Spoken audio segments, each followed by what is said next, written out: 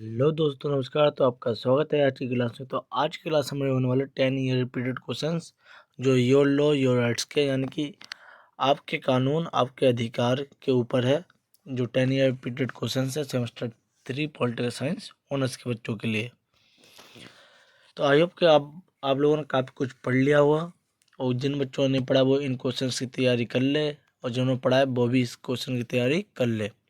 तो पहला क्वेश्चन आता है, भारत में आपराधिक न्याय व्यवस्था की विशेषताओं की चर्चा कीजिए।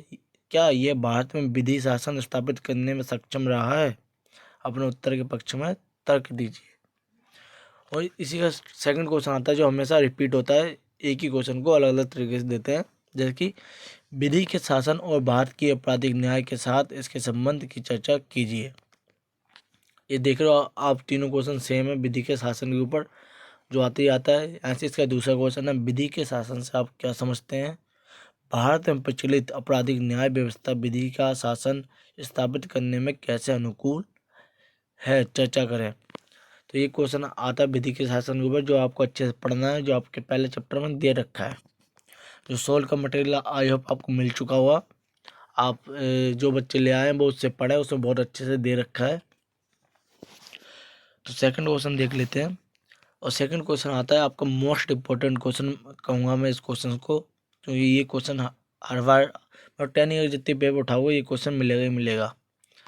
कार्यस्थल पर यौन उत्पीड़न से संबंधित कानून में हुए बदलाव या आलोचनात्मक विश्लेषण।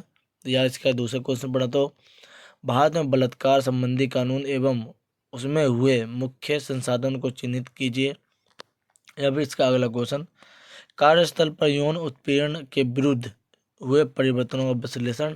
या इसी का सेम क्वेश्चन, कार्यस्थल पर यौन उत्पीड़न के रोकथाम हेतु कानूनी प्रावधान। मतलब जो कार्यस्थल पर यौन उत्पीड़न है, जो आपके सोल मटेरियल मिला है उसमें आप पढ़ो, उसमें बहुत अच्छा और प्यारा आंसर दे रखा है।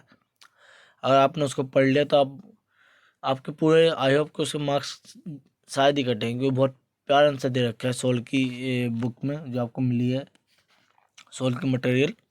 तो आप उससे तैयारी कर सकते हो, और जो रेगुलर वाले हैं उनके पास बुक्स होंगी तो वो उससे पढ़ सकते हैं।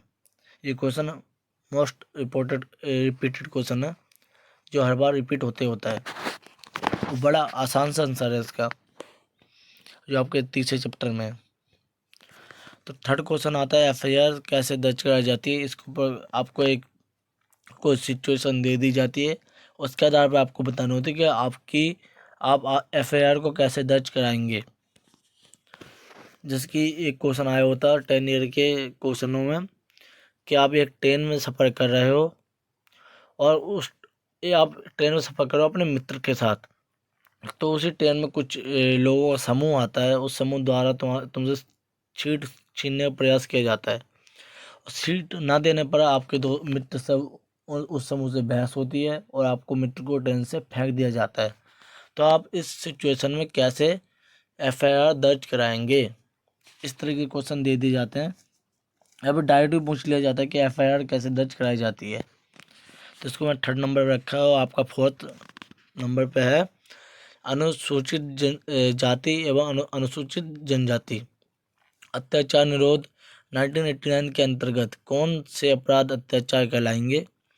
इस अधिनियम को अधिक प्रभावशाली बनाने के लिए सुझाव दीजिए। या फिर अनुसूचित जाति एवं जनजाति अत्याचार निवारण निवारण संशोधन अधिनियम 2015 के मुख्य प्रावधानों की चर्चा कीजिए और प्रासंगिक का परीक्षण कीजिए। या फिर अनुसूचित जाति और जनजाति अधिनियम 1989 की चर्चा या विवेचना करें। यानी जो आपका जनजाति का अधिनियम है 1989, उसके बारे में पढ़ के जाना है। उससे कोई क्वेश्चन जुड़ा हुआ क्वेश्चन आता है तो आपको उसके बारे में आसानी से लिख देना है। ज़्यादा हार्ड क्वेश्चन नहीं है, बड़े इजी क्वेश्चन है जो आप लोग अच्छे से कर सकते हो। या फिर कोई आप 10 ईयर खरीद लो, उसमें आप उससे आंसर याद कर लो, तो ज़्यादा इजी रहेगा आपके लिए। अगर आपके पास सोल्व की बुक्स हैं, उसमें बड़े प्यारे प्यारे आंसर दे रखे हैं, बड़े आसान लैंग्वेज दे रखी है, जिससे आप याद कर सकते हो। तो क्वेश्चन नंबर 5 की ओर बढ़ते हैं, कि विकलांग व्यक्तियों के अधिकारों का संरक्षण संबंधी कानूनों की विस्तृत विवेचना कीजिए।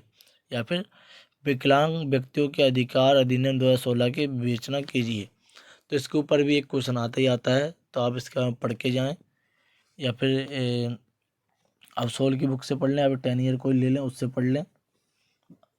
आपके कैंपस के आसपास 10 ईयर प्रोवाइड हो जाएगी, या फिर ऑनलाइन आप ले सकते हो। और क्वेश्चन नंबर 6, सूचना के अधिकारों का प्रासंगिकता एवं कामकाज का आलोचनात्मक परीक्षण कीजिए। या फिर सूचना के अधिकारों की चर्चा कीजिए और उनके समक्ष आ रही चुनौतियों को स्पष्ट कीजिए। तो ये क्वेश्चन भी आपको पढ़ना है। ये क्वेश्चन रिपीटेड है, जो हर साल आता ही आता है। और आगे बढ़ते हैं। क्वेश्चन नंबर 7, आपके टोटल 8 क्वेश्चंस आते हैं, जिसमें जो 8वां क्वेश्चन होता है वो टिप्पणी का प्रश्न होता है। जैसे कोई आपको छोटा टॉपिक दे दिया जाता है, जैसे बलात्कार, या फिर वन के ऊपर, वन संरक्षण कानून के ऊपर, या फिर आपका कार्यस्थल यौन उत्पीड़न के ऊपर, या फिर अनुसूचित जनजाति एक्ट 1989 अधिनियम, या फिर 2015, ये सब दे दिया जाता है टिप्पणी प्रश्न में। तो क्वेश्चन नंबर 7 पढ़ते हैं। क्वेश्चन नंबर 7 में आता है, न्यूनतम मजदूरी से आप क्या समझते हैं। शोषित मजदूरों के अधिकारों को सुरक्षित रखने में न्यूनतम मजदूरी अधिनियम 1948 में उपलब्ध विभिन्न प्रावधानों की चर्चा करें।